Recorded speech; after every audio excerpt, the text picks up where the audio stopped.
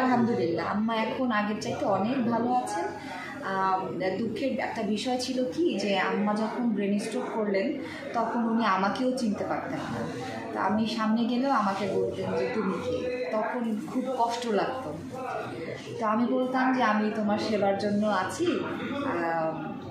ঠিক আছে আমার নাম মুক্তি, মানে এরকম বলতাম। তো উনি আমাকে তখনও চিনতে পারতেন না। তো সেইখান থেকে আমার মা এখন মানে একেবারেই সুস্থ আলহামদুলিল্লাহ। উনি এখন সবাইকেই চেনে, যারাই কাছে আসে চিনতে পারে। কাজ করার মতো কোনো পরিস্থিতি কি আছে? কাজ করার মতো পরিস্থিতি বলতে ওনাকে একটু ধরে ধরে হাঁটাতে হয়, আর এমনিতে একটু বয়স হয়ে গেছে ওনার, একটু ধরে ধরে হাঁটাতে হয় এই আর কি। সিনেমা নিয়ে কিছু বলেন না যে সিনেমা নিয়ে বলতে গেলে ভোটের দিনে যখন উনি আসবেন মানে আমার মা সারা রাত ঘুমায়নি,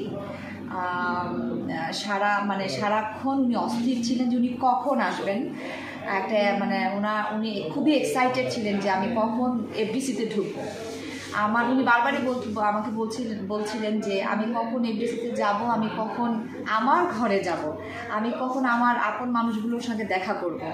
তো আমি আম্মাকে মানে বললাম যে আম্মা তোমার কি খুব খুব ইচ্ছে করতেছে না যে এফডিসিতে ঢুকতে? বলে হ্যাঁ আমার ভীষণ ইচ্ছে করতেছে, আমাকে তুমি তাড়াতাড়ি নিয়ে চলো। তো উনি আসার পরে দেখলাম যে উনি এত প্রফুল্ল, সবাইকে দেখে উনি এত খুশি। আসলে এখানে তো অনেক বছর ধরে কাজ করেছেন, আমার মা সবাইকেই আপন মনে করে।